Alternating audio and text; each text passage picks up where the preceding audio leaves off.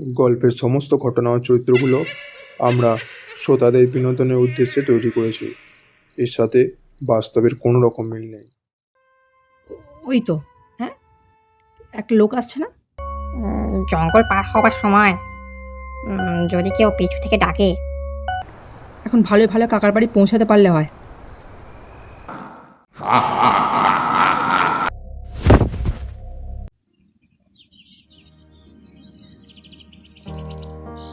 কত বছর যে হলো আমার ছোটো কাকার সঙ্গে আমার দেখা হয়নি, তাই ভাবলাম এই গরমের ছুটিটা ছোটো কাকার বাড়ি কাটিয়ে আসা যাক।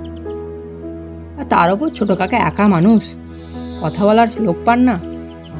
যাই, যদি গিয়ে ছোটো কাকার কিছুটা একাকিত্ব কাটাতে পারি,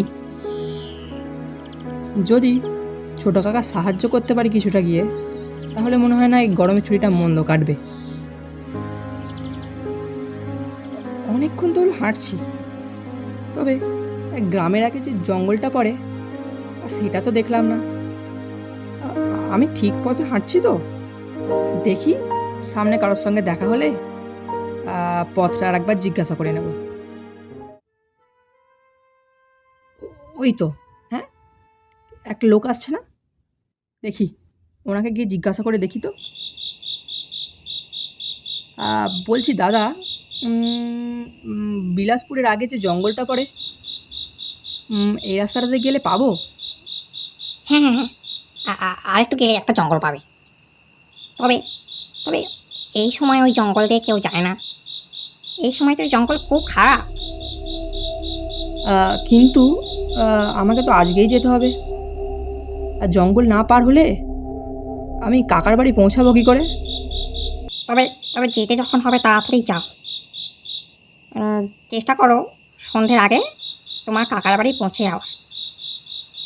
আহ, ঠিক আছে, তবে তবে জঙ্গলে কি আছে? আপনি যখন নিষেধ করছেন, কিছু তো একটা গুরুতর ব্যাপার হয়েছে। না না, সেসব কিছু নয়। বলছি কথা না বাড়ি তাড়াতাড়ি যান। তবে তবে একটা কথা বলে রাখি, জঙ্গল পার হবার সময় যদি কেউ পিছু থেকে ডাকে, তার ডাকে ভুলেও সাড়া দেবেন না কিন্তু, তাহলে এই বিপদ। কী সব কথাবার্তা বলছেন? আমি তো আপনার কথাবার্তা কিচ্ছুই বুঝতে পারছি না। ওসব কিছু না। আমি যাই। তুমি সাবধানে যেও বাবা, তাড়াতাড়ি যেও। সন্ধ্যের আগে যাই আমি যাই।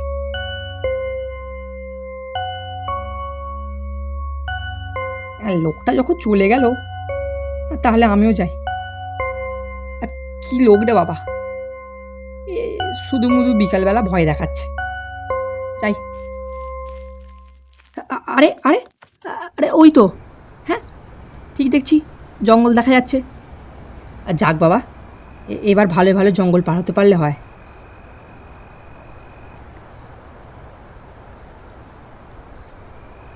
এই জঙ্গলটা বড্ড গভীর। সন্ধ্যার আগেই যেন সন্ধ্যা ঘনন হয়ে এসছে, একটুও বিকালের আলো নেই। তবে তবে এবার এবার যদি শিয়াল কুকুর বেরোয়, এখন এখন ভালো ভালো কাকার বাড়ি পৌঁছাতে পারলে হয়। কে কে ডাকছেন? বুঝ কে কে কে ডাকছেন? সামনে আসুন। চা কে রে বাবা?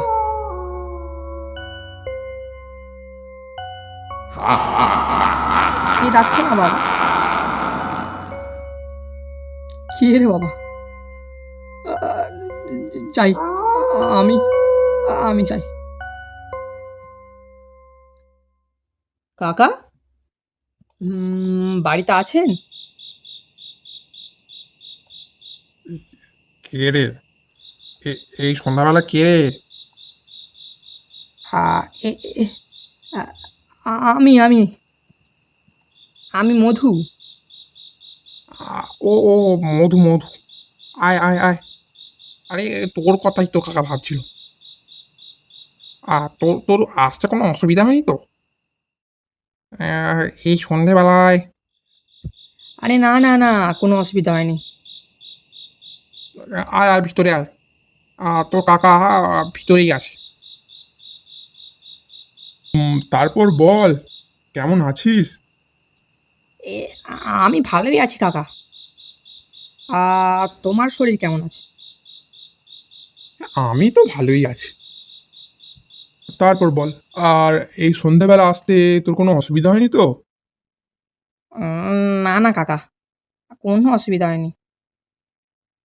তবে তবে তোমাদের জঙ্গলটা বড্ড গভীর। হ্যাঁ, সবাই ওই একই কথা বলে। রতন, রতন, আয়, এসে মধুকে নিয়ে যা। আর মধু বড্ড ক্লান্ত হয়ে পড়েছে। যাক, একটু বিশ্রাম নিক ঘরে গিয়ে। যাই বাবু যাই। এসো মধু বাবা, এসো। আমার সঙ্গে এসো, তোমাকে তোমার ঘর দেখিয়ে দিই। তুমি কিছুক্ষণ বসো, আমি তোমার জন্য খাবার নিয়ে আসি। একটু অপেক্ষা করো।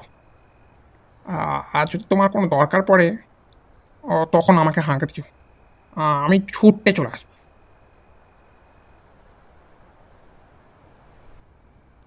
আরে ওই যে লোকটা কী সব বলছিল রাস্তায়, আহ, কি জানি।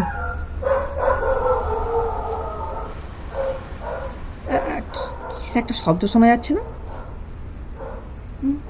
ঠিক, মানে শব্দটা মনে হচ্ছে জানলা দিয়ে আসছে। যাই তো, গিয়ে দেখি কিসের শব্দ।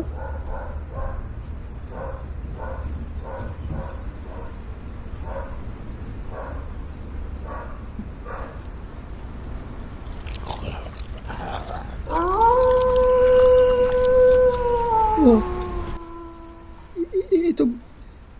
এ তো সেই লোকটা। ওরে বাবা রে, কে?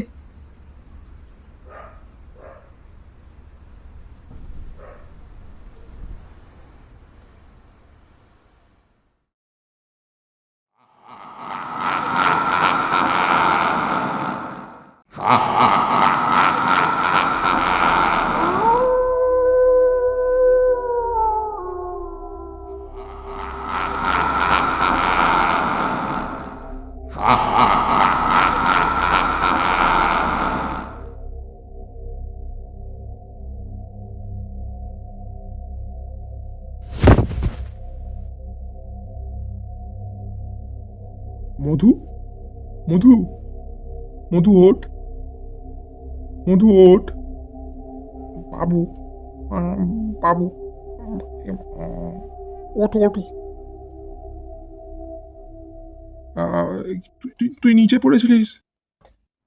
আ- আমি জানলা দিয়ে দেখলাম একটা লোক। আমি কাকা বোঝাতে পারবো না কাকা। বাবু বাবু, এ মনে হচ্ছে এ রামুকে দেখেছিল। ও তাই এমন করছে। আগে আগে আগে রামু রামু এই গ্রামেই চাষ করে খেত। কিছু বছর আগে খাজনা দিতে না পারায় জমিদার জমিদার তার সব জমি জমা দখল করে নেয়। তারপর সে তার মনের দুঃখে গ্রাম ছেড়ে কোথায় যেন একটা চলে যায়। তার তার কিছু মাস পরে আমরা জানতে পারি যে রামু রামু তার জীবন আর রাখেনি। এখন তাই আমরা মাঝে মাঝে রামুকে দেখতে পাই ওই জঙ্গলে ঘুরতে।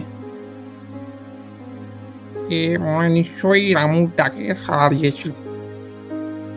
তবে তবে কে এই রাত্রে একা রাখা উচিত না। মধুবাবুর সঙ্গে আমি থেকে যাচ্ছি আজ।